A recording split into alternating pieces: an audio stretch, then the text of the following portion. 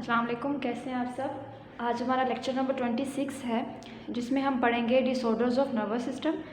Disorder of nervous system हमारे पास दो तरह के होते हैं, एक होता है वास्कुलर डिसऑर्डर या फिर फंक्शनल डिसऑर्डर। सबसे पहले बात कर लेते हैं कि वास्कुलर डिसऑर्डर क्या होता है। इसमें सबसे पहले होता क्या है कि जो डिस्टर्बेंस हो जाती है, रुकावट हो जाती है, जो ब्लड सप्लाई हो रहा है नर्वस सिस्टम की तरफ, मतलब जो ब्लड नर्वस सिस्टम की तरफ जा रहा है उसमें किसी भी किस्म की ख़राबी हो जाती है, रुकावट हो जाती है, उससे जो डिसऑर्डर हमें होगा वो होगा वास्कुलर डिसऑर्डर। इसकी एग्जांपल हमारे पास है पैरालिसिस, जिसको हम बाद में फर्दर डिटेल में स्टडी करते हैं। इसके बाद हमारे पास है फंक्शनल डिसऑर्डर। फंक्शनल डिसऑर्डर में होता क्या है कि जो हमारे ब्रेन से बहुत ज़्यादा नर्व इम्पल्सेस जनरेट होना शुरू हो जाती हैं, ज़्यादा अमाउंट में, एक टाइम में बहुत ज़्यादा जो है ना इम्पल्सेस जनरेट होना शुरू हो जाती हैं। और इससे क्या होता है, इसकी एग्जांपल जो है वो हमारे पास एपिलेप्सी है, और इसको हम बोलेंगे कि ये हमारे पास क्या है, फंक्शनल डिसऑर्डर है। तो सबसे पहले बात कर लेते हैं पैरालिसिस की, कि पैरालिसिस क्या होता है। हम पहले ही देख चुके हैं कि ये वास्कुलर डिसऑर्डर है। इसमें कंप्लीट लॉस ऑफ फंक्शन है बाय मसल ग्रुप।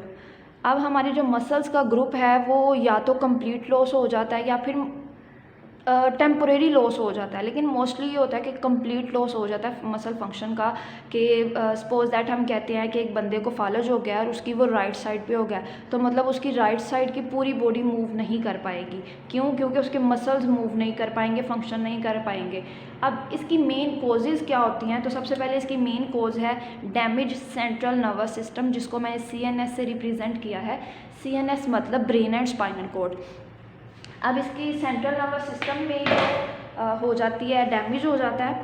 अब इसकी डैमेज होने की वजह क्या है, या तो जो ब्लड वेसल्स जो हैं ब्रेन और स्पाइनल कॉर्ड में हैं वो रप्चर हो जाएं किसी तरह, या फिर किसी टेंशन की वजह से वो टूट जाएं, उसकी वजह से ये ब्रेन डैमेज हो सकता है। या फिर उन नालियों के दरमियान खून जमना शुरू हो जाए, तब भी जो है ना हमारा सेंट्रल नर्वस सिस्टम डैमेज हो जाता है। या फिर आपने कोई पॉइजन है, कोई जहर है जो पोलियो वायरस की वजह से फैला है आपकी बॉडी में, तो उसकी वजह से भी आपका सेंट्रल नर्वस सिस्टम डैमेज हो सकता है। तो कहा जाता है कि जो पेशेंट्स होते हैं उनमें मोस्टली ये होता है उनकी एक साइड पे ही उनको फालिज का अटैक होता है, एक ही तरफ पैरालिसिस का अटैक होता है। लेकिन ज़्यादातर जिन लोगों को होता है उनकी लो एक्सट्रीमिटीज़, मतलब उनके लोअर पार्ट में ज़्यादा होता है, मतलब अपर वाले हिस्से में बहुत कम होता है, या फिर उसके बाजुओं या फिर उसके टांगों पे हो जाता है।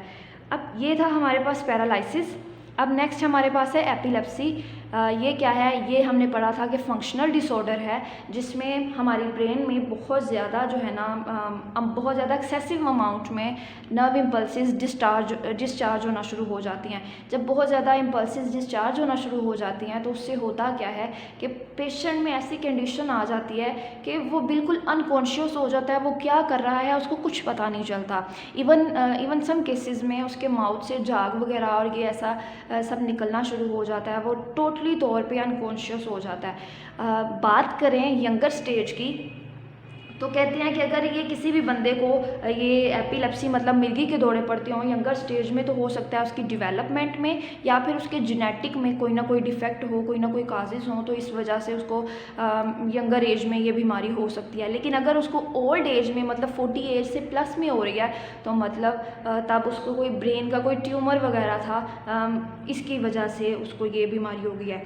There is no cure of epilepsy but medicine can control. हमारे पास no doubt medicine can treat every disease, every disorder. तो हमारे पास इस स्टेज में भी, एपिलेप्सी में भी हमारे पास कुछ ड्रग्स ऐसी होंगी, कुछ मेडिसिन ऐसी होंगी जो एपिलेप्सी के ये जो अनकॉन्शियसनेस है इसको कंट्रोल कर सकती है। तो वो हमारे पास है एंटी एपिलेप्टिक ड्रग्स होती हैं, या फिर एंटी कन्वल्सेंट जिनको हम बोलते हैं। तो ये हमारा पेज नंबर 52 पे उसने मेंशन किया हुआ है। तो ये हमारा आज का लेक्चर था, जिसमें हमने डिसऑर्डर्स ऑफ नर्वस सिस्टम को स्टडी किया इन डिटेल। ये एज अ शॉर्ट क्वेश्चन भी है, एज अ लॉन्ग भी है, तो आप इसको अच्छे से कंटिन्यू कीजिएगा।